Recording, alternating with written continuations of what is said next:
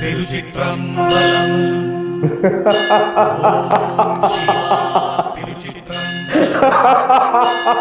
அருள் பரஞ்சோதி தனிப்பெரும் கருணை திருச்சிற்றம்பலத்தில் ஆடும் பொன்னம்பல குருவே சரணம் சரணம் சரணம். ஓம் சிவா திருச்சிற்றம்பலம். அருள் பரஞ்சோதி தனிப்பெரும் கருணை திருச்சிற்றம்பலத்தில் ஆடும் பொன்னம்பல குருவே சரணம் சரணம் சரணம்.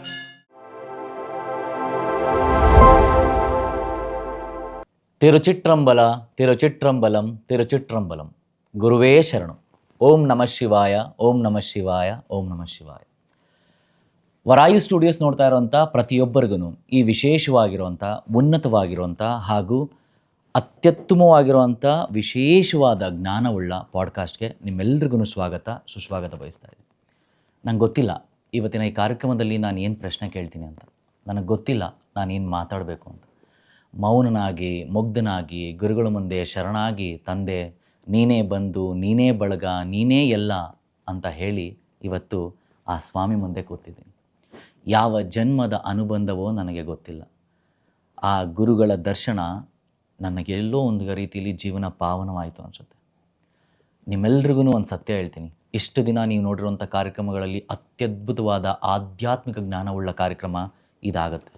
ಯಾಕಂದರೆ ಇವತ್ತಿನ ಈ ಗುರು ಒಬ್ಬ ವ್ಯಕ್ತಿ ದೈವವನಾಗಿರುವಂಥ ಕತೆ, ಒಬ್ಬ ವ್ಯಕ್ತಿ ಗುರುವಾಗಿರುವ ಕತೆ, ಒಬ್ಬ ವ್ಯಕ್ತಿ ಅವಧೂತನಾಗಿರುವ ಕತೆ, ಒಬ್ಬ ವ್ಯಕ್ತಿ ಸಾಧಾರಣದಿಂದ ಅಸಾಧಾರಣನಾಗಿರುವಂಥ ಕತೆ, ಒಬ್ಬರಿಗೆ ಗುರುವಾಗಿ, ಇನ್ನೊಬ್ಬರಲ್ಲಿ ಮಗುವಾಗಿ, ಒಬ್ಬರಿಗೆ ಸ್ನೇಹಿತನಾಗಿ ದಾರಿ ತೋರುವ, ಸತ್ಯದ ಮಾರ್ಗವನ್ನು ನೀಡುವ ಏಕೈಕ ಗುರು ನನ್ನ ಗುರು, ನನ್ನ ರಾಜಗುರುಗಳ ಪರಿಚಯ ಇವತ್ತಿನ ಈ ಒಂದು ಪಾಡ್ಕಾಸ್ಟಲ್ಲಿ. ನನ್ನ ವಾಯ್ಸಲ್ಲಿ ಯಾವಾಗಲೂ ನೀವು ಕೇಳ್ತಾ ಇರ್ತೀರ, ವರಾಯ್ ಸ್ಟುಡಿಯೋಸ್ ನೋಡ್ತಾ ಇರೋ ಅಂತ ನಿಮ್ಮೆಲ್ರಿಗೂ ಸ್ವಾಗತ, ಸುಸ್ವಾಗತ ಅಂತ. ಆ ವಾಯ್ಸಲ್ಲೂ ಕೂಡ ಇವತ್ತು ಒಂದು ಭಯ, ಒಂದು ಆತಂಕ. ಅಖಿಲಾಂಡ ಕೋಟಿ ಬ್ರಹ್ಮಾಂಡವನ್ನು ಅರಿತುವನ ಮುಂದೆ ನಾನು ಏನಯ್ಯ, ನಾನು ಏನು ಕೇಳಲಿ ಗೊತ್ತಿಲ್ಲ. ಶರಣು ಶರಣಾರ್ಥಿ ಅಂತ ಹೇಳ್ತಾ ನನ್ನ ರಾಜಗುರುಗಳಿಗೆ ನನ್ನ ಮನಸ್ಸ, ಇಚ್ಛೆ, ಅಭಿಮಾನದಿಂದ, ಆತ್ಮೀಯತೆಯಿಂದ ಹಾಗೂ ಭಕ್ತಿಪೂರ್ವಕವಾಗಿ ನಮನಗಳನ್ನು ತಲುಪಿಸ್ತಾ, ಗುರು ಬ್ರಹ್ಮ, ಗುರು ವಿಷ್ಣು, ಗುರುದೇವೋ ಮಹೇಶ್ವರ, ಗುರು ಸಾಕ್ಷಾತ್ ಪರಬ್ರಹ್ಮ, ತಸ್ಮೈ ಶ್ರೀ ಗುರುವೇ ನಮಃ. ಗುರುಗಳೇ, ಈ ಒಂದು ಸಮಯಕ್ಕೆ ನನ್ನ ಭಕ್ತಿಪೂರ್ವಕ ನಮನ ಗುರುಗಳೇ. ಗುರುವೇ ಶರಣು. ತಿರುಚಿಟ್ರಂಬಲಂ.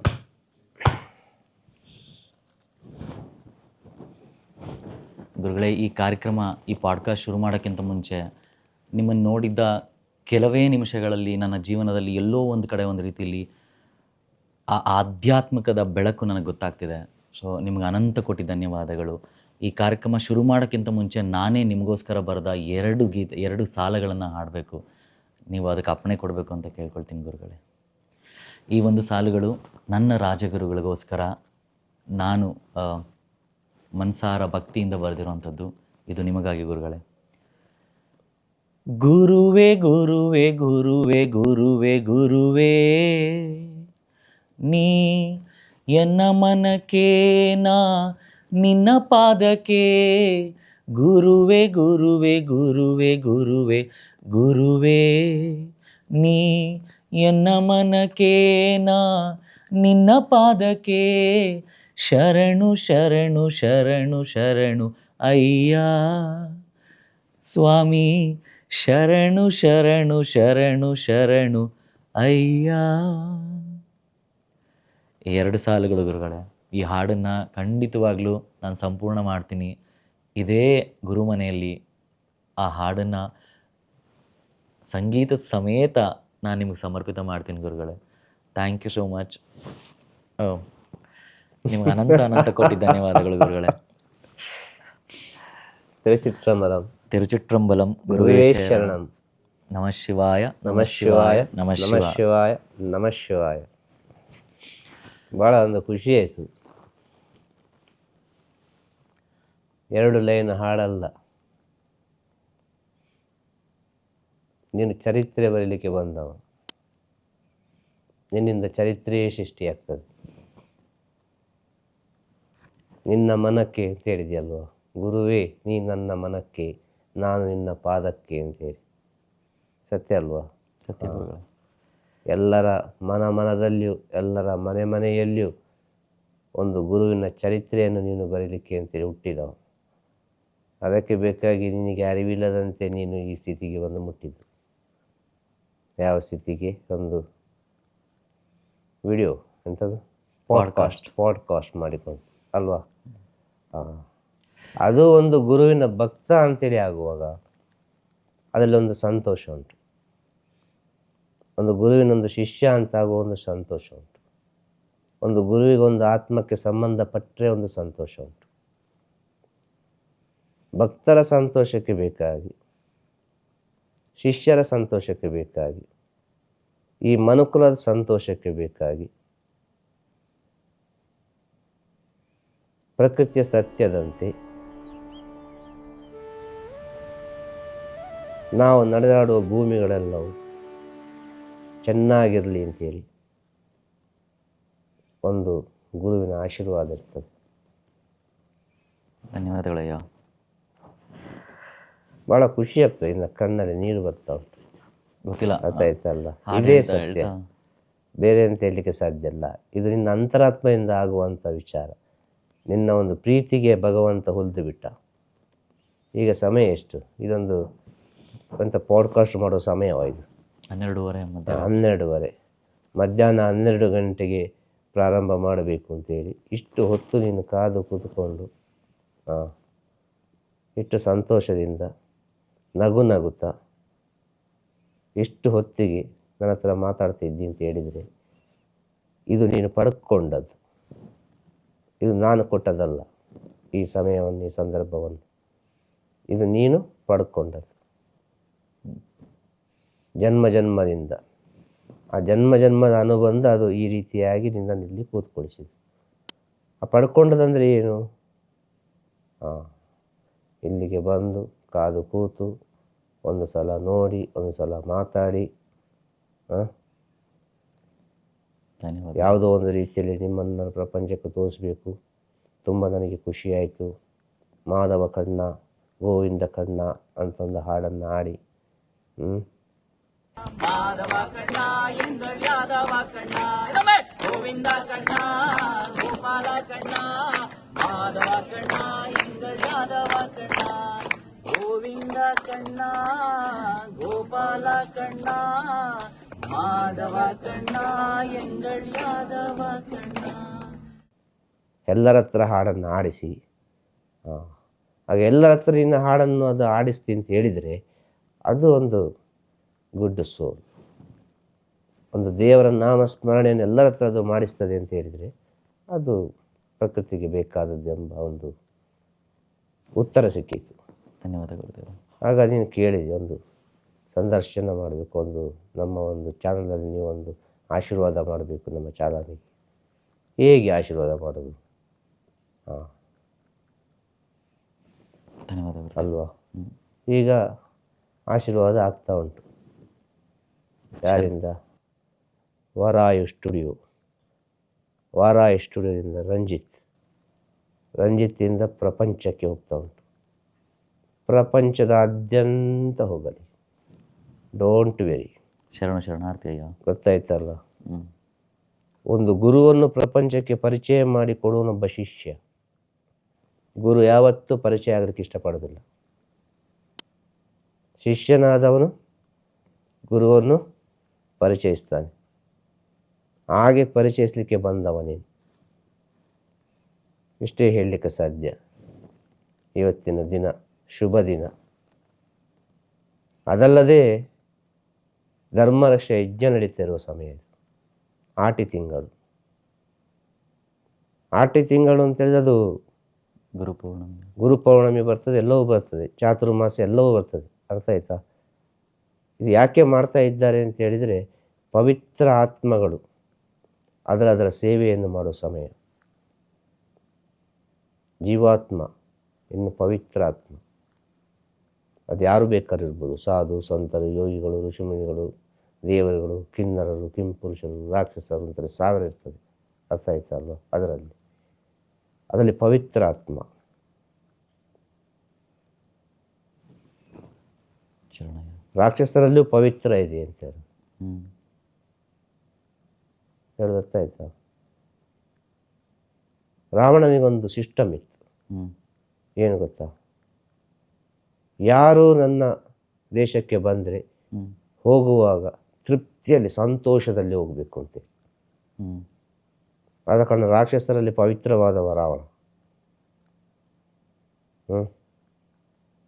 ಯಾರು ನನ್ನ ದೇಶಕ್ಕೆ ಬಂದರೆ ಹಿಂದಿರುಗಿ ಹೋಗುವಾಗ ತೃಪ್ತಿಯಲ್ಲಿ ಹೋಗಲಿ, ಯಾರು ಕಣ್ಣೀರು ಹಾಕಿಕೊಂಡು ಮನಸ್ಸು ನೊಂದುಕೊಂಡು ಅಯ್ಯೋ ಅಂತ ಹೇಳಿಕೊಂಡು ಹೋಗಬಾರ್ದು. ಆದ ಕಾರಣ ರಾವಣ ತನ್ನ ಸರ್ವಸ್ವನ್ನೇ ಕೊಟ್ಟು ಬಿಟ್ಟ ರಾಮನಿಗೆ. ಹೋಗುವಾಗ ಸಂತೋಷದಿಂದ ಹೋಗುವುದು. ರಾಮ ಅಂತ ಹೇಳುವ ಕುಂಕುಮ ಬೀಳ್ತಾ ಉಂಟು, ಸೀತೆ.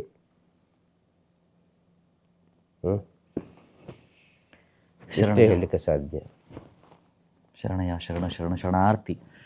ವರಾಯಿ ಸ್ಟುಡಿಯೋಸ್ ನೋಡ್ತಾ ಇರೋಂಥ ಪ್ರತಿಯೊಬ್ಬರಿಗೂ ಈ ವಿಶೇಷವಾಗಿರುವಂಥ ಪಾಡ್ಕಾಸ್ಟ್ಗೆ ಸ್ವಾಗತ ಹೇಳ್ತಾ ಇದ್ದೀನಿ.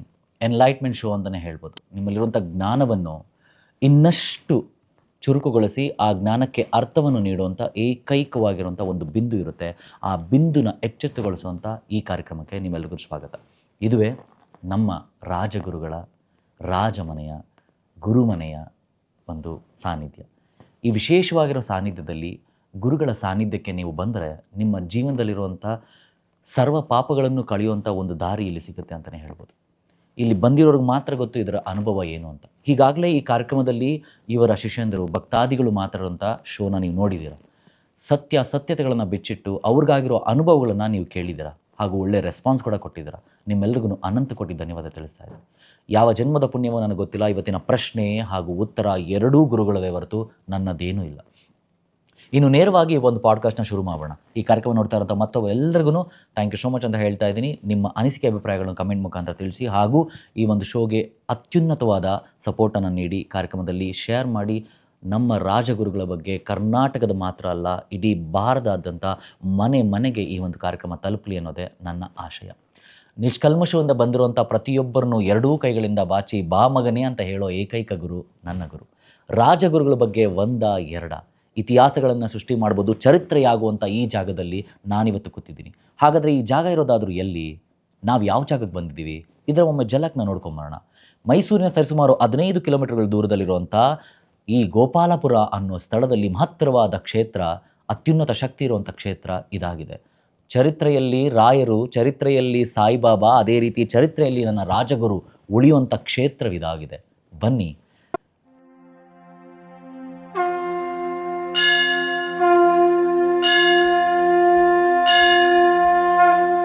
ತಿರುಚಿಟ್ರಂಬಲಂ.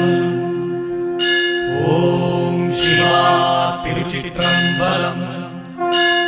அருள் பரம் ஜோதி தனிப்பெரும் கருணை திருச்சிற்றம்பலத்தில் ஆடும் பொன்னம்பல குருவே சரணம் சரணம் சரணம். ஓம் சிவா திருச்சிற்றம்பலம்.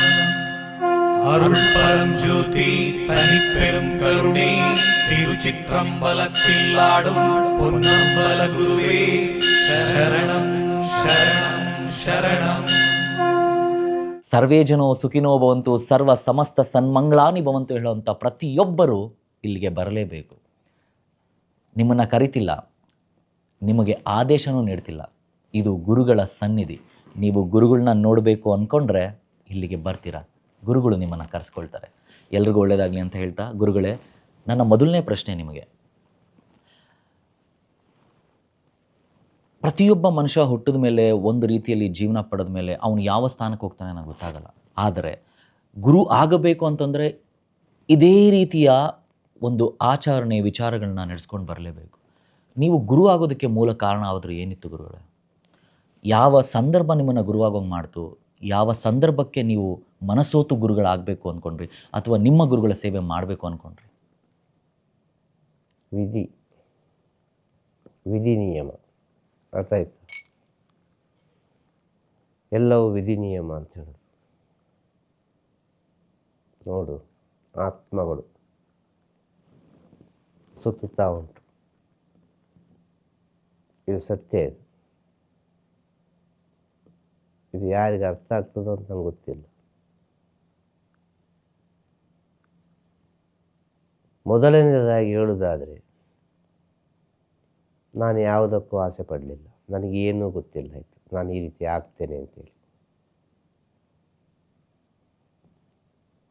ನಾನು ಈ ರೀತಿ ಆಗ್ತೇನೆ ಅಂತೇಳಿ ನನಗೆ ಗೊತ್ತಿಲ್ಲ ಆಯಿತು. ನನ್ನ ಜೀವನದಲ್ಲಿ ಹೋಗುವ ದಾರಿಯಲ್ಲಿ ನಾನು ಒಂದು ದಿನ ಈ ರೀತಿ ಆಗಬಹುದು ಎಂಬ ವಿಚಾರವೇ ನನಗೆ ಗೊತ್ತಿಲ್ಲ ಆಯಿತು. ತನ್ನಿಂದ ತಾನಾಗಿ ಅದು ಕರ್ಕೊಂಡು ಹೋಯಿತು. ಅದು ಕರ್ಮ, ಅದು ಋಣ. ವಿಧಿಯಲ್ಲಿರುವುದು ಕರ್ಮ ಮತ್ತು ಋಣ, ಪಾಪ ಪುಣ್ಯದ ಪಯಣ.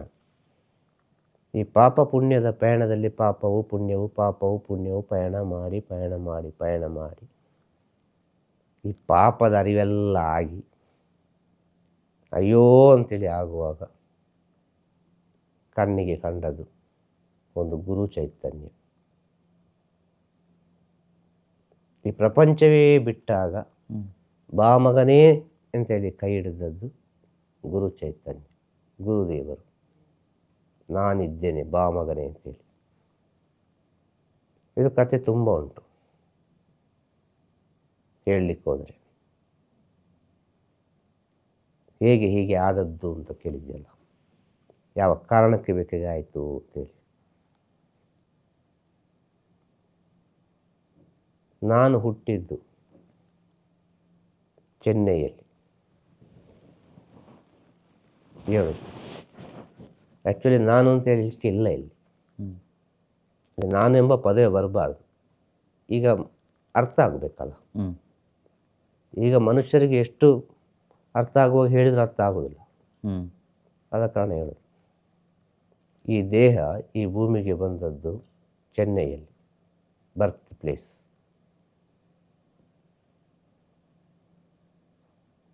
ನಾನು ಬರುವ ಮುಂಚಿತವಾಗಿಯೇ ಇದು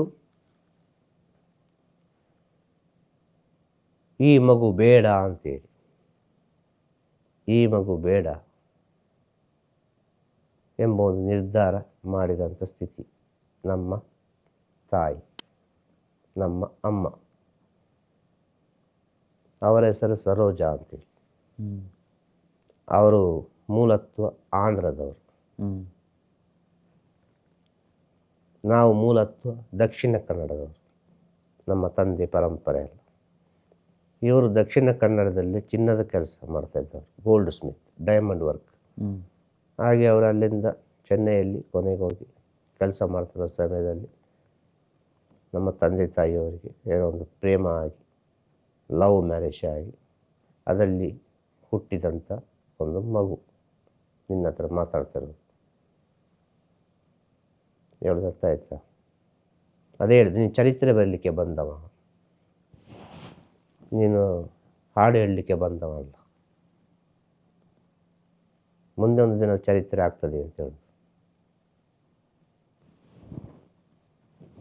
ಯಾವ ಕಾರಣಕ್ಕೆ ಬೇಕಾಗಿ ಈ ಮಗುವನ್ನು ಬೇಡ ಅಂತೇಳಿ ಒಂದು ಸ್ಥಿತಿ ಬಂದದ್ದು ಅಂತ ಹೇಳಿದರೆ, ಆಗಿನ ಕಾಲದಲ್ಲಿ ಜಾತಿ ಸಮಸ್ಯೆ, ವಿಪರೀತ ಜಾತಿ ಸಮಸ್ಯೆ. ಅವರು ತೆಲುಗು ಬ್ರಾಹ್ಮಿನ್ಸ್ ಅವರು, ನಮ್ಮ ತಾಯಿ. ನಮ್ಮ ತಂದೆ ವಿಶ್ವಕರ್ಮ, ಅರ್ಥ ಆಯ್ತಾ? ಅದು ಯಾವುದೋ ಒಂದು ಕಾರಣಕ್ಕೆ ಬೇಕಾಗಿ ಅವರು ಊರಿಗೆ ಬರಬೇಕಾಗಿ ಬಂತು, ಎಲ್ಲ ಫ್ಯಾಮಿಲಿ ಸಮೇತ ಚೆನ್ನೈಯಿಂದ. ಕತೆ ಎಲ್ಲ ತುಂಬ ಉಂಟು, ಶಾರ್ಟಾಗಿ ಹೇಳ್ತೀನಿ. ಯಾವುದೋ ಒಂದು ಕಾರಣಕ್ಕೆ ಬೇಕಾಗಿ ಬರಬೇಕಾಗಿ ಬಂತು. ಹಾಗೆ ಬಂದಾಗ ಇಲ್ಲಿ ತುಂಬ ಎಲ್ಲ ಅವಮಾನ ಮಾಡಿದರು ಈ ಜಾತಿ ವಿಷಯದಲ್ಲಿ. ಆಗ ಭಯಂಕರ ಜಾತಿ.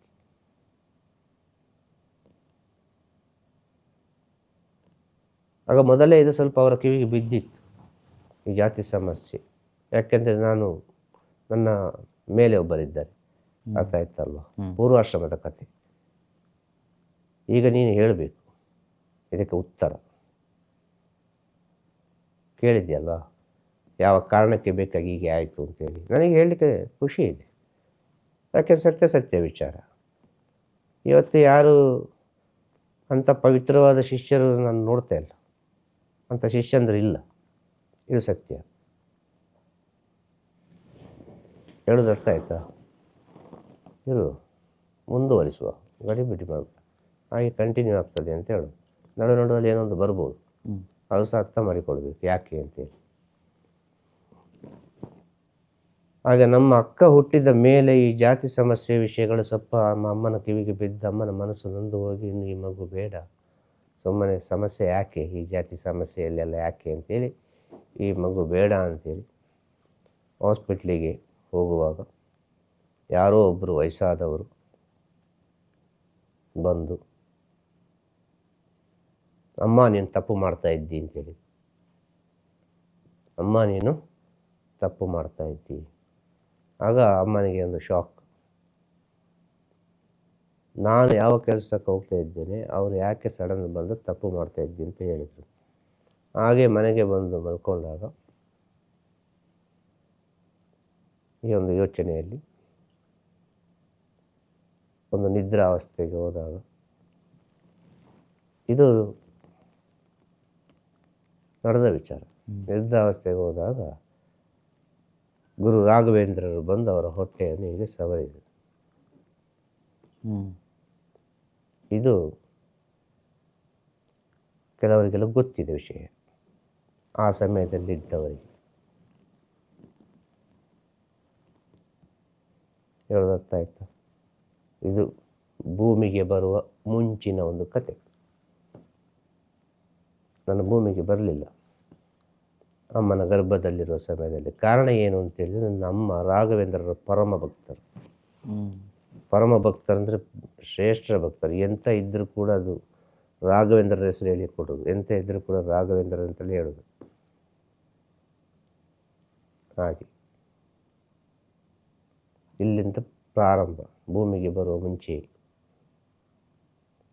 ಇದನ್ನು ಸ್ವಲ್ಪ ನಾನು ಹೇಳುವ ವಿಚಾರವನ್ನು ಸ್ವಲ್ಪ ನೀನು ಹಳೆಯ ಕಾಲದ ಈ ಋಷಿಮುನಿಗಳು ಕೆಲವರಿಗೆ ಕನೆಕ್ಟ್ ಮಾಡಿ ನೋಡು.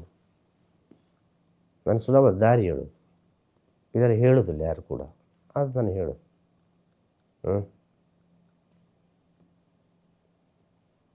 ಅದಾದ ನಂತರ ಇಲ್ಲಿಗೆ ಬಂದೆವು. ಚೆನ್ನೈ ಎಲ್ಲ ಬಿಟ್ಟು ನಾನೆಲ್ಲ ಹುಟ್ಟಿ ಆಯಿತು ಅಲ್ಲಿ ಯಾವುದೋ ಒಂದು ರೀತಿಯಲ್ಲಿ. ಅಮ್ಮನಿಗೊಂದು ಭಾರಿ ಒಂದು ಖುಷಿ ಆಯಿತು. ಇಲ್ಲ, ನಾನೇನೋ ಒಂದು ಪಾಪ ಮಾಡ್ತಿದ್ದೆ, ಅಯ್ಯೋ ಅಂತೇಳಿ. ಒಂದು ರಾಘವೇಂದ್ರ ಒಂದು ಈ ದರ್ಶನ ಅವರಿಗೆ ಸಿಕ್ಕಿದ್ದು ಉಂಟಲ್ವ, ಅದು ಅವರಿಗೆ ಫುಲ್ಲು ಒಂದು ಏನು ಬೇಕಾದರೆ ಆಗಲಿ ಅಂತೇಳಿ ಆಯಿತು. ಈ ಮಗುವನ್ನು ಒಳ್ಳೆ ರೀತಿಯಲ್ಲಿ ಪ್ರಪಂಚಕ್ಕೆ ವರದಾನವಾಗಿ ಕೊಡುವ ಅಂತೇಳಿ. ಆಗ ಅವರಿಗೆ ಒಂದು ಅಶರೀರವಾಣಿಯಾಗಿ ಆ ಒಂದು ಇದರಲ್ಲಿ ಹೊಟ್ಟೆ ಸವರುವ ಸಮಯದಲ್ಲಿ, ಈ ಮಗುವನ್ನು ನೀನು ಬಿಡಬೇಕಾಗ್ತದೆ ಅಂತೇಳಿ, ಈ ಮಗುವನ್ನು ನೀನು ಬಿಡಬೇಕಾಗ್ತದೆ. ಆಗ ಅವರು ಡಿಸೈಡ್ ಮಾಡಿಕೊಂಡ್ರು. ನಾನು ಹೊಟ್ಟೆಲಿರುವಾಗಲೇ ಅವ್ರಿಗೆ ಶಬ್ದಗಳು ಬಂದದ್ದು, ಈ ಮಗುವನ್ನು ನೀನು ಬಿಡಬೇಕಾಗ್ತದೆ. ಹಾಗೆ ಮತ್ತೆ ಯಾವುದೋ ಒಂದು ರೀತಿಯಲ್ಲಿ ಭೂಮಿಗೆ ಬಂದಾಯಿತು. ಭೂಮಿಗೆ ಬಂದು ಅಲ್ಲಿಂದ ಸೀದಾ ಪುತ್ತೂರಿಗೆ ಬಂದಾಯಿತು. ಪುತ್ತೂರಿಗೆ ಬಂದು ಸಾವಿರ ರೀತಿಯಲ್ಲಿ ಜಾತಿಗಳ ನಡುವೆ ಸಾವಿರ ವಿಷಯಗಳೆಲ್ಲ. ನಮ್ಮೊಂದು ಅಜ್ಜ ಇದ್ದರು, ಲಿಂಗಪ್ಪಾಚಾರ್ಯ ಅಂತೇಳಿ, ನೆಟ್ಟಣಿಗೆ ಮನೆತನಕ್ಕೆ ಸೇರಿದವರು. ನಮ್ಮ ತಂದೆಯ ಪರಂಪರೆ, ಅಪ್ಪನ ಪರಂಪರೆ, ಇವತ್ತಿಗೆಲ್ಲ ಇದ್ದಾರೆ. ಅಲ್ಲೊಬ್ಬರು ಲಿಂಗಪ್ಪಾಚಾರ್ಯ ಅಂತ ಇದ್ದರು, ಒಂದು ಮಹಾಜ್ಞಾನಿಯವರು, ನಮ್ಮ ಅಜ್ಜ. ನಮಗೆ ಈ ಜಾತಿಯಲ್ಲಿ ಎಲ್ಲಿಯೂ ಚೆನ್ನೈಯಿಂದ ಬಂದದ್ದು. ಇಲ್ಲಿ ಮನೆ ಮಾಡಬೇಕಾದ್ರೆ ಸ್ವಲ್ಪ ಆಗಿನ ಕಾಲದಲ್ಲಿ ಈಗಿನ ಆಗಲಿ ಸ್ಪೆಷಲಿಟಿಯಲ್ಲೆಲ್ಲ ಯಾರೋ ಒಬ್ಬರ ಮನೇಲಿ ಉಳ್ಕೊಂಡು ಸ್ವಲ್ಪ ಸಮಯ ಮತ್ತೆಲ್ಲ ಅರೇಂಜ್ಮೆಂಟ್ ಆಗಬೇಕಿತ್ತು. ಈಗಿನಾಗೆ ಫೋನು ಗೀನು ಅದು ಇದು ನೋಡಿ ಲೊಕೇಶನ್ನು ಇಲ್ಲಿಂದಲೇ ಬುಕ್ ಮಾಡೋ ಸ್ಥಿತಿಯಲ್ಲಿ ಇಲ್ಲ, ಆಗಲ್ಲ. ಗೊತ್ತಾಯ್ತಲ್ಲ, ಒಂದು 48-50 ವರ್ಷಗಳ ಹಿಂದೆ ಅಲ್ಲ. ಆಗ ಇಲ್ಲಿ ಬಂದಾಗ ಯಾವ ಜಾತಿಯವರು ಬಾಗಿಲು ತೆಗೆಯೋದಿಲ್ಲ. ಆಗ ಜಾತಿ ಸಮಸ್ಯೆ ಅಲ್ಲ, ಇದು ಲವ್ ಮ್ಯಾರೇಜ್ ಅಂತೇಳಿ ಯಾವ ಜಾತಿಯವರು ಬಾಗಿಲು ತೆಗೆದು ಒಳಗೆ ಸೇರಿಸುವುದಿಲ್ಲ. ಆಗ ನಮ್ಮ ಅಜ್ಜ ಒಬ್ಬರು ಇದ್ದರು, ಲಿಂಗಪ್ಪಾಚಾರ್ಯ ಅಂತೇಳಿ. ಅವರು ಹೇಳಿದರು, ನನ್ನ ಮನೆಗೆ ಬಾ ಅಂತೇಳಿ. ನನ್ನ ಅಜ್ಜ ಅಂತ ಹೇಳಿದರೆ ನಮ್ಮ ತಂದೆಯವರಿಗೆ ಚಿಕ್ಕಪ್ಪ. ಅವರು ಹೇಳಿದರು ನನ್ನ ಮನೆಗೆ ಬಾ ಅಂತೇಳಿ. ಎಂಟ್ರಿ ಆದ್ದು ಎಲ್ಲಿ ಗೊತ್ತುಂಟು? ಯಾರ ಮನೆಗೆ? ಮಹಾಸಿದ್ಧರ ಮನೆಗೆ ಎಂಟ್ರಿ ಆದ್ದು. ಎಲ್ಲಿಂದ ಎಲ್ಲಿಗೆ ಕರ್ಕೊಂಡು ಬಂತು. ಇದಕ್ಕೆಲ್ಲ ನೀನು ಹೇಳು ಉತ್ತರ ತಿಳಿದು.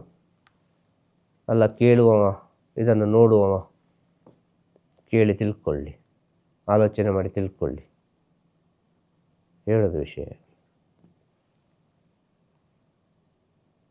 ಲಿಂಗಪ್ಪಾಚಾರ್ಯರ ಮನೆಗೆ ಬಂದದ್ದು ಸಣ್ಣ ಬಾಲ್ಯದಲ್ಲಿ. ನಮ್ಮನ್ನು ಒಳಗೆ ಕರೆದುಕೊಂಡು ಬರೋದು, ಅವರು ಮಗುವನಿಗೆ ನೋಡಿ ಹೇಳಿದರು ನಮ್ಮ ತಂದೆಯವ್ರ ಹತ್ರ, ಈ ಮಗು ನಿಮಗೆ ಸಿಗೋದಿಲ್ಲ, ಬಿಟ್ಟು ಬಿಡು ಅಂತೇಳಿ. ಈ ಮಗುಗೆ ಏನು ಮಾಡಬೇಕು ಅಷ್ಟು ಮಾಡಬೇಕು, ಈ ಮಗು ತನ್ನಿಂದ ತಾನಾಗಿ ನಿನ್ನನ್ನು ಬಿಟ್ಟು ಹೋಗ್ತದೆ ಅಂತೇಳಿ.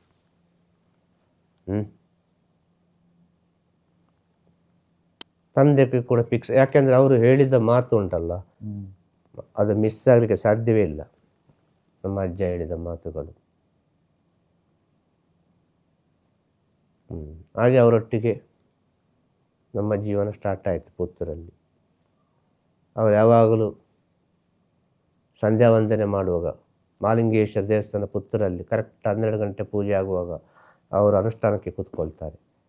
ಆ ಸಮಯದಲ್ಲಿ ನಾವು ಸಣ್ಣ ಮಕ್ಕಳು ಅರ್ಥ ನಾನು ಮತ್ತು ನನ್ನ ಅಕ್ಕ ಗಂಧ ಎಲ್ಲ ಅರೆದು ಬಿಟ್ಟು ನಮಗೆ ಇದೇ ರೀತಿ ಗಂಧ ಎಲ್ಲ ಹಾಕಿ ಸುಮ್ಮನೆ ಕೂತ್ಕೊ ಇಲ್ಲಿ ನೀನು ಅಂತೇಳಿ ಕೂತ್ಕೊಳಿಸ್ತಾಯಿದ್ರು. ಸುಮ್ಮನೆ ಕೂತ್ಕೊಂಡ್ರೆ ಸಾಕು ನೀನು ಅಂತೇಳಿ. ದೊಡ್ಡ ಸಿದ್ಧಪುರುಷ ಅವರು. ಅವರಿಗೆ ಗೊತ್ತಿಲ್ಲದ ಔಷಧಿ ಗುಣಗಳಿಲ್ಲ.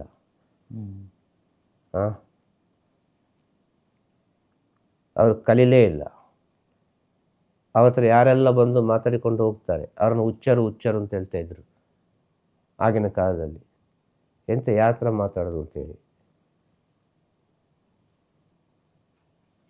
ಸಣ್ಣ 6 ತಿಂಗಳ ಮಗು ಅವರೊಟ್ಟಿಗೆ ಬೆಳೆದದ್ದು ಅಂತ ಹೇಳಿದ್ ನಾನು. ಒಂದು ವಿಷಯ.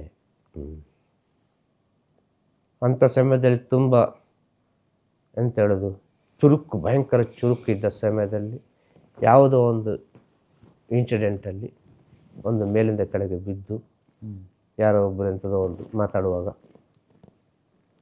ಇದ್ದಕ್ಕಿದ್ದಾಗೆ ನನಗೆ ಮಾತು ನಿಂತು ಹೋಯ್ತು.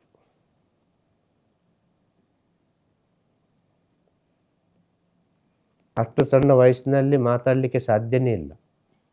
ಯಾರೋ ಒಬ್ಬರು ಬಂದು ಎಂಥ ಮಗು ಭಯಂಕರ ಮಾತಾಡ್ತದಲ್ಲ ಅಂತೇಳಿ, ಇಷ್ಟು ಮೆಚೂರ್ಡಾಗಿ ಮಾತಾಡ್ತದಲ್ಲ ಅಂತ ಹೇಳುವ ಎಂಥದೋ ಒಂದು ವಿಷಯಕ್ಕೆ ಹೋಗೋ ಅಷ್ಟು ಹೇಳಿದ್ದು ಬಡ್ಡ ಬಿದ್ದದ್ದು ಮಾತು ನಿಂತೋದು.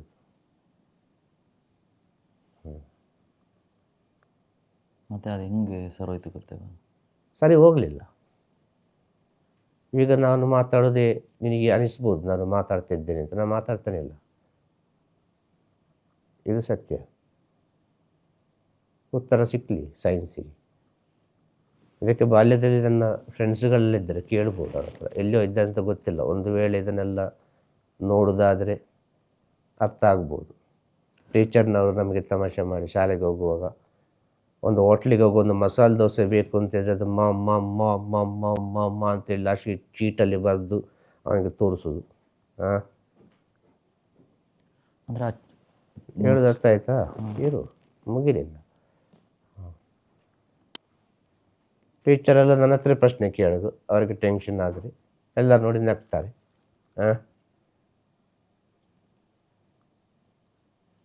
ಆ ಸಮಯದಲ್ಲಿ ಪ್ರಕೃತಿ ಜೊತೆ ಮಾತಾಡಲಿಕ್ಕೆ ಪ್ರಾರಂಭಿಸಿದೆ.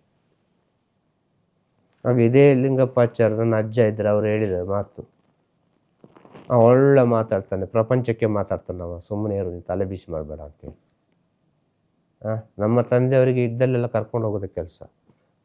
ಜ್ಯೋತಿಷ್ಯರ ಹತ್ರ ಇದ್ದ, ಮಂತ್ರವಾದಿಗಳ ಹತ್ರ ಇದ್ದ, ಡಾಕ್ಟ್ರ್ ಹತ್ರ, ಎಲ್ಲಿಯಾದರೂ ಸರಿ ಆಗ್ತದೆ ನೋಡುವ ಅಂತೇಳಿ.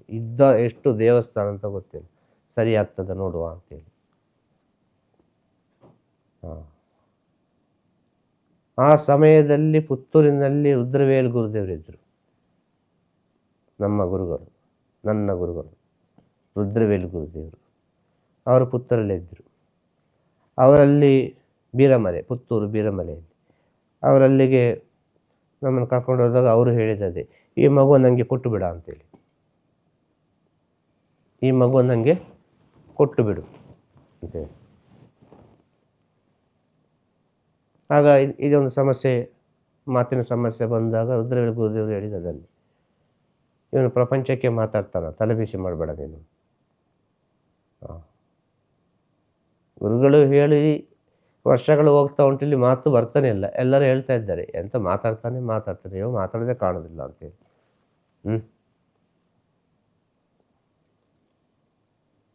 ಆಗ ಪ್ರಕೃತಿ ಜೊತೆ, ಗಿಡ ಮರಗಳ ಜೊತೆ ಮಾತಾಡ್ತಾ ಇದ್ದೆ. ಹೀಗೆ ಮಾತಾಡಿ ಮಾತಾಡಿ ಮಾತಾಡಿ ಮಾತಾಡಿ ಮಾತಾಡಿ ಮಾತಾಡಿ ಸ್ವಲ್ಪ ಬೇಗ ಆಗಿ ಒಂದು 21 ವರ್ಷದಲ್ಲಿ ನನಗೆ ಮಾತು ಬರ್ತಿಲ್ಲ. ನಿಜವಾಗಿಯೂ. ಆದ ಕಾರಣ ನಾನು ಎಲ್ಲವನ್ನು ಬಿಟ್ಟೆ. ನಮ್ಮ ಮನೆಯಲ್ಲೆಲ್ಲ ಸಂಸ್ಕೃತ, ಎಲ್ಲ ಪೂಜೆ ಪುನಸ್ಕಾರ ವೇದ ಅಧ್ಯಯನ ಎಲ್ಲ ಮಾಡ್ತಾರೆ. ಈ ಉಚ್ಚಾರಣೆ ಬರೋದಿಲ್ಲ, ಯಾವುದು ಬೇಡ ಅಂತೇಳಿ ತೆಗೆದು ದೂರ ಮಾಡಿಬಿಟ್ಟೆ. ಆಗ ಭಗವಂತ ಅಂತ ಕೇಳೋಗ ಭಗವಂತ ಹೇಳಿದ, ನೀನು ಈ ಖುಷಿ ಬಂದಾಗೆ ಮಾತಾಡು ಅಂತೇಳಿ, ಸತ್ಯವನ್ನು ಮಾತಾಡು ಅಂತೇಳಿ. ಈ ಸತ್ಯ ವಿಷಯ. ಹಾಗೆ ಪ್ರಕೃತಿಗೆ ಕನೆಕ್ಟ್ ಆದಾಗ ಅದು ಆಟೋಮೆಟಿಕ್ ಆಗಿ ಮಾತು ಬಂದು ಹೋಯಿತು. ನಮ್ಮ ಗುರು ಸೇವೆ ಮಾಡುವಾಗ ಸಹ ನಮಗೆ ಮಾತು ಬರ್ತಲ್ಲ ಆಯಿತು ಸರಿಯಾಗಿ. ಅಲ್ಲಿ ಮೌನವೇ, ಮಾತಾಡಲಿಕ್ಕಿಲ್ಲ. ತಿರುಚಿಟ್ರಂಬಲಂ ತಿರುಚಿಟ್ರಂಬಲಂ ತಿರುಚಿಟ್ರಂಬಲಂ ತಿರುಚಿಟ್ರಂಬಲಂ ಅಂತ ಹೇಳಿ ಹೇಳಿ ಹೇಳಿ ಹೇಳಿಯೇ ಇವತ್ತು ಏನೋ ಒಂದು ಈ ಸ್ಥಿತಿಗೆ ಭಗವಂತ ಮಾತಾಡಿಸ್ತಾ ಇದ್ದಾನೆ. ಅದ ಕಾರಣ ಹೇಳೋದು, ಇದು ನಾವು ಮಾತಾಡೋದಲ್ಲಪ್ಪ, ಇದು ಪ್ರಕೃತಿ ಮಾತಾಡೋದು, ಸತ್ಯ ಮಾತಾಡೋದು, ಬೇರೆ ಅಂತ ಹೇಳಲಿಕ್ಕೆ ಸಾಧ್ಯ ಅಲ್ಲ. ಇನ್ನು ನೀನು ಹೇಳು, ಬೈ ಬರ್ತಲ್ಲಿ ಹೀಗೆ ಆದಾಗ ಇನ್ನು ನೀನು ಹೇಳು. ಇದು ಕಥೆನೂ ತುಂಬ ಉಂಟು. ಮತ್ತೆ ಪ್ರಯಾಣ ಮಾಡಿದ್ದು, ಶಾಲೆಗೆ ಹೋದ್ದು, ಊರು ಬಿಟ್ಟದ್ದು, ಎಲ್ಲಿಗೆಲ್ಲ ಓಡಿದ್ದು, ಪುನಃ ಎಲ್ಲ ತಿರುಗಿ ತಿರುಗಿ ರುದ್ರವೇಲ್ ಗುರುದೇವ್ರ ಹತ್ರ ಹೋದದ್ದು, ಇದೆಲ್ಲ ಕತೆ ತುಂಬ ಉಂಟು. ಇದು ವರ್ಷಾನುಗಟ್ಟಲೆ ಬೇಕು ಹೇಳಲಿಕ್ಕೆ. ಇದು ಸಾಕು ಅರ್ಥ ಮಾಡಿಕೊಳ್ಳೋರಿಗೆ. ಇನ್ನೊಂದು, ಆ ಲಿಂಗಪ್ಪಜ್ಜನ ಮನೆಗೆ ನಾವು ಬಾಲ್ಯದಲ್ಲಿ ಬಂದಾಗ ಅವರು ಬಾಡಿಗೆ ಮನೆಯಲ್ಲಿದ್ದದ್ದು, ಒಂದು ಶೆಟ್ರುಗಳ ಮನೆ, ಬೇಬೆಣ್ಣ ಅಂತೇಳಿ. ಅವರು ಸುಬ್ರಹ್ಮಣ್ಯಕ್ಕೆ ಡ್ರೈವರ್, ಬಸ್ ಡ್ರೈವರ್. ಇನ್ನು ಅರ್ಥ ಮಾಡಿಕೊ, ಡೈಲಿ ನಮಗೆ ಸುಬ್ರಹ್ಮಣ್ಯದ ಲಾಡು, ನಾವು ಅದಕ್ಕೆ ಕಾಯ್ದು ಅವರು ಬರುವಾಗ ಲಾಡು ಸಿಗ್ತದಲ್ಲ ಈಗ ಅಂತ, ಲಾಡು ಸಿಗ್ತದೆ ಡೈಲಿ ಸುಬ್ರಹ್ಮಣ್ಯದಂತ ಪ್ರಸಾದ. ಅವರು KSRTC ಬಸ್, ಅವರು ನಿತ್ಯಾನಂದರ ಪರಮ ಭಕ್ತರು. ಆ ಫೋಟೋನ ನೋಡಿಯೇ ನಾವು ಬೆಳೆದದ್ದು. ಇದೆಲ್ಲ ಕನೆಕ್ಟಿವಿಟಿ ಮಾಡಿದರೆ ಹೇಗೆ ಗುರುಗಳಾದದ್ದು, ಯಾವ ಕಾರಣಕ್ಕೆ ಬೇಕಿಗೆ ಆಗಿರ್ಬೋದು, ಇದು ಮೂಲವೇ ಹೀಗೆ ಉಂಟಲ್ಲ ಅಂತೇಳಿ ಅರ್ಥ ಆಗ್ತದೆ. ಅದಾದ ನಂತರ ಸ್ವಲ್ಪಲ್ಲ ಮಾಯದ ಜರ್ನಿ ಇತ್ತು. ಅನೇಕ ರೀತಿಯ ಸತ್ಯವನ್ನು ತಿಳಿಬೇಕಿತ್ತು ಪ್ರಪಂಚದಲ್ಲಿ. ಪ್ರಪಂಚ ಅಂದರೆ ಏನು, ಮನುಷ್ಯರಂದರೆ ಏನು, ಏನೆಲ್ಲ ಆಗ್ತದೆ ಅಂತೇಳಿ. ನನ್ನ ಜೀವನದಲ್ಲಿ ಒಂದು ಉತ್ತಮವಾದ ವಿಷಯ ಅಂದರೆ ಏನು ಗೊತ್ತುಂಟ, ದತ್ತಾತ್ರೇಯನ ಜೀವನದಲ್ಲಿ ಒಂದು ವೇಶ್ಯೆ ಗುರುವಾಗಿ ಬಂದ ಹಾಗೆ ನನ್ನ ಜೀವನದಲ್ಲಿ ಕೂಡ ನನಗೆ ವೇಶ್ಯರೇ ಕೊನೆಗೆ ಆಶೀರ್ವಾದ ಮಾಡಿ ಅದರ ನಂತರ ಜ್ಞಾನದಾರಿಗೆ ಹೋದದ್ದು. ಇದು ಅನೇಕ ಜ್ಞಾನಿಗಳ ಕಥೆಯನ್ನು ತೆಗೆದು ನೋಡಿದರೆ ನಿಂಗೆ ಗೊತ್ತಾಗ್ಬೋದು. ಇದರಲ್ಲಿ ನೀನು ಸ್ವಲ್ಪ ರಿಸರ್ಚ್ ಮಾಡಬೇಕು. ಕೊನೆಗೆ ನಾನು ಟೋಟಲ್ ಎಲ್ಲ ಇನ್ನು ಬೇಡ ಅಂತ ಹೇಳುವಾಗ ನನ್ನನ್ನು ಕೈ ಇಟ್ಕೊಂಡು ಅವರು, ಮಗನೇ ಇಟ್ಟುಕೋ, ಸಂತೋಷವಾಗಿರು ಅಂತೇಳಿ ಒಂದಿಷ್ಟು ನಾಣ್ಯ ಎಲ್ಲ ಕೊಟ್ಟು ನಿನ್ನಿಂದ ಪ್ರಪಂಚಕ್ಕೆ ಒಳ್ಳೆಯದಾಗ್ತದೆ ಅಂತ ಹೇಳಿದವರು ಅವರು. ಕತೆ ತುಂಬ ಉಂಟು, ಸಮಯ ಬರೋದು ಕೇಳಿ ತಿಳ್ಕೊಳ್ಳುವ. ಅರ್ಥ ಆಗ್ತದ? ನಾನು ಅದಕ್ಕೆ ಗುರುಗಳೇ ಈ ಕಾರ್ಯಕ್ರಮದ ಮುಂಚಿತವಾಗಿ ಹೇಳಿದೆ, ಪ್ರಶ್ನೆಯೂ ನಿಮ್ಮದೇ, ಉತ್ತರವೂ ನಿಮ್ಮದೇ ಅಂತ. ಎಲ್ಲ ನಮ್ಮದೇ ಅಷ್ಟೇ. ಇಲ್ಲಿ ಯಾವುದು ನಮ್ಮದಿಲ್ಲ ಅಂತ ಹೇಳಿದರೆ ಎಲ್ಲ ನಮ್ಮದೇ. ಇಲ್ಲಿ ಯಾವುದು ನಮ್ಮದಲ್ಲ ಅಂತ ಹೇಳಿದರೆ ಎಲ್ಲವೂ ನಮ್ಮದೇ. ಇಲ್ಲಿ ಎಲ್ಲ ನಮ್ಮದು ಅಂತ ಹೇಳಿದರೆ ಯಾವುದು ನಮ್ಮದಲ್ಲ. ಪ್ರಕೃತಿಯನ್ನು ಅರಿತವ ಪರಮ ಪುರುಷನ ಸಂದರ್ಶನ ಇವತ್ತಿನ ಈ ಒಂದು ಕಾರ್ಯಕ್ರಮದಲ್ಲಿ. 21 ವರ್ಷಗಳ ಕಾಲ ಮಾತೆ ಬರೆದಂಥ ಯುವಕ ಇವತ್ತು ಇಡೀ ಜಗತ್ತಿಗೆ ಸತ್ಯದ ಮಾತನ್ನು ತಿಳಿಸ್ತಾ ಇದ್ದಾರೆ. ಈ ಈ ಈ- ಈ ಗೋಪಾಲಪುರದ ಈ ಗುರುಮನೆಗೆ ಬಂದಾಗ ಗೊತ್ತಾಗುತ್ತೆ ಇದರ ವೈಬ್ ಹೇಗಿದೆ ಅಂತ. ಸುಮ್ಮನೆ ಪ್ರಮೋಷನ್ ಮಾಡೋದಕ್ಕೆ ಕಾರ್ಯಕ್ರಮದಲ್ಲಿ ಬೇರೆ ಗುರುಗಳನ್ನ ಕೂರಿಸಿ ಮಾತಾಡೋದಕ್ಕೆ ಆ ಥರ ಅಲ್ಲ ಇದು. ವರಾಯಿ ಸ್ಟುಡಿಯೋಸ್ ನೋಡ್ತಾ ಇರೋರು ಮಾತ್ರ ಅಲ್ಲ, ಪ್ರತಿಯೊಬ್ಬರೂ ಒಳ್ಳೆಯದಾಗಲಿ ಅಂತ ಹೇಳ್ತಾ, ಈಗ ಗುರುಗಳಿಗೆ ನನ್ನ ಇನ್ನೊಂದು ಪ್ರಶ್ನೆ ನನ್ನನ್ನು ಕಾಡ್ತದೆ. ಸಾಮಾನ್ಯ ಜನರು ನಾವೇನು ಮಾಡ್ತೀವಿ, ಫೋಟೋಗಳು ಇಟ್ಕೊಂಡು ದೇವರಿಗೆ ಏನೇನೋ ಕೇಳಿಕೊಂಡು ಭಕ್ತಿಯಿಂದ ಪೂಜೆಗಳನ್ನ ಮಾಡಿ ಉಪವಾಸಗಳನ್ನ ಮಾಡಿ ಆ ಭಗವಂತನ ಒಲಿಸ್ಕೊಳೋದಕ್ಕೆ ನಾನಾ ರೀತಿಯ ಕಷ್ಟಗಳನ್ನ ಪಡ್ತಾನೆ ಇರ್ತೀವಿ. ನಿಮ್ಮ ಪ್ರಕಾರ ಗುರುಗಳೇ, ನೀವು ನೋಡುವಂಥ ಭಗವಂತ ಹೇಗಿರ್ತಾರೆ? ನಿಜವಾದ ದೇವರು ಯಾರು ನಿಮ್ಮ ಪ್ರಕಾರ? ಈಗ ಸದ್ಯದ ಮಟ್ಟಿಗೆ ಪ್ರೆಸೆಂಟ್ ಸಿಚುವೇಶನ್ಗೆ ಈ ಕ್ಷಣಕ್ಕೆ ನೀನೇ ದೇವರು ನನಗೆ, ಇಷ್ಟೇ ಹೇಳ್ಬೋದು. ನಿನ್ನಲ್ಲೇ ದೇವರನ್ನು ನೋಡುತ್ತೆ ನಾನು. ಇದೇ ಸತ್ಯ, ಪರಮ ಸತ್ಯ. ನಾನು ನಿನಗೆ ಕೈ ಮುಗಲಿಕ್ಕೆ ಒಂದು ಸೆಕೆಂಡ್ ಸಾಕು, ನಾನಿಲ್ಲ ದೇವರನ್ನು ನೋಡಿದರೆ. ನಿಮಗೆ ಅನಿಸ್ಬೋದು ಹೀಗೆ ಇದ್ದಾರೆ ಅಂತ. ಇಲ್ಲ, ಆ ಆತ್ಮ ಕೂಡ ಹೀಗೆ ಮಾಡ್ತದೆ. ಆತ್ಮ ಹೀಗೆ ಆಶೀರ್ವಾದ ಮಾಡೋ ಕಾರಣ ಈ ಕಾರ್ಯಕ್ರಮ ನಡೆಯೋದು, ಈ ಒಂದು ಸ್ಥಿತಿ ನಡೆಯೋದು. ಆಗ ದೇವರು ನೀನೇ ಆಯ್ತಲ್ಲ. ಈಗ ನೀನು ನನ್ನ ಪ್ರಪಂಚಕ್ಕೆ ತೋರಿಸೋದು, ದೇವರಿಂದ ತಾನೇ ತೋರಿಸ್ಲಿಕ್ಕೆ ಆಗೋದು. ಆಗ ದೇವರು ಯಾರನ್ನು ಕಳಿಸಿದ್ದು? ನಿನ್ನನ್ನು. ನೀನೇ ದೇವರು, ಇಷ್ಟೇ. ಉತ್ತರ ಸಿಕ್ಕಿತ? ತಿರುಚಿಟ್ರಂಬಲಂ. ತಿರುಚಿಟ್ರಂಬಲಂ. ಗುರುವೇ ಶರಣಂ. ಗುರುವೇ ಶರಣಂ. ನಮಃ ಶಿವಾಯ. ನಮಃ ಶಿವಾಯ. ನಮಃ ಶಿವಾಯ. ನಮಃ ಶಿವಾಯ. ನಮಃ ಶಿವಾಯ. ನಮಃ ಶಿವಾಯ.